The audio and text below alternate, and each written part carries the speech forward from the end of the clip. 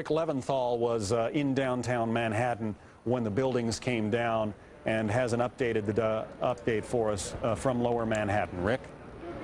Well, John, we're on Church Street at Reed Street, for those of you familiar with Lower Manhattan, just a few blocks away from World Trade.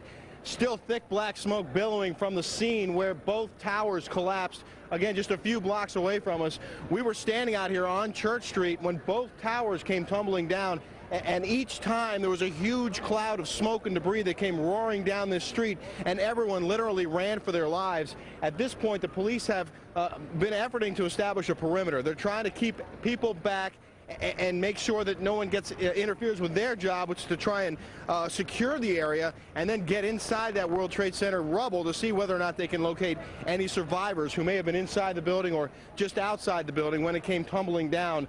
We want to bring in Mark Walsh, who's a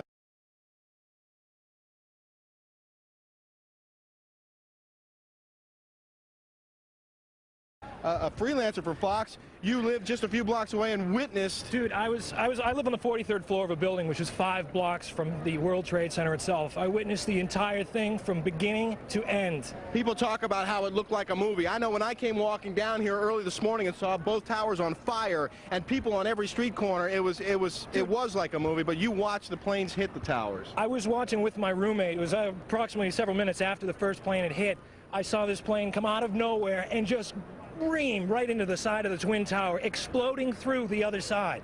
And then I witnessed both towers collapse, one first and then the second, mostly due to structural failure because the fire was just too intense. Obviously, there were a lot of people inside the buildings at the time. Two guys from the 7th precinct, the 1st precinct, the fire department right here, the 7th truck, those guys are all right there at ground zero when those things went down.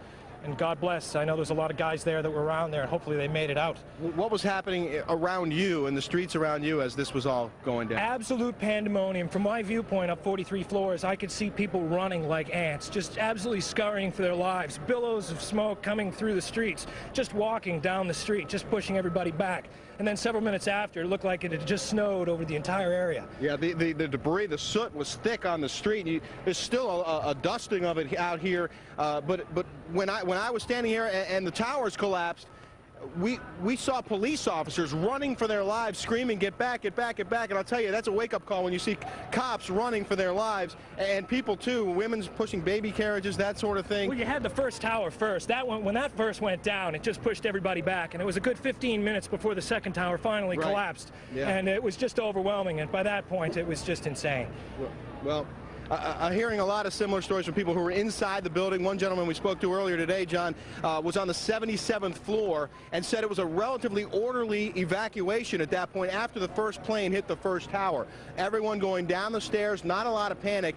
But when they got to the 6th floor, he says they felt a second shake. And then people started to really be concerned. Obviously, there were people in the building at the time of this, and some of those people, they haven't recovered them yet, and that's a big issue right now, is trying to get the rescue workers and the emergency crews to the building. There were police officers there and emergency crews there when this was all happening, and they were right at ground zero when it all went down. So can we talk to you? What's your role out here right now? I'm just standing by right now. Can't say what role I'm playing right now.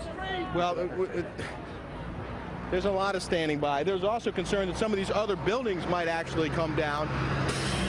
This building right here with the glass that you see, the nearest tall building, that has structural damage as well. We saw a lot of glass broken out, and a corner of the building appeared to be in distress, and there's concern that there might actually be another collapse of that building. And I can also tell you that when we first got here, we were a few blocks up. We could actually see debris from one of the planes on the street, a huge gear at one point, looked like a piece of an engine at another point. So that debris is still littering that area up there. They had roped it off with police tape, and they had FBI agents out there, and that was just before the first tower came tumbling down and everyone went running away. So there's evidence out here. There's a lot of work left to be done, and as you can imagine, the streets are a bit chaotic at this point. But I just want to show you one drastic difference looking north as opposed to looking south. Blue skies, clear streets, not a lot going on over there, but then come back around this way, Dan, and you'll see just smoke billowing from the scene. Still obviously a major disaster waiting to be cleaned up. Back to you, John. All right, Rick Leventhal in Lower Manhattan, thank you very much. A dark day in America, September 11th, 2001.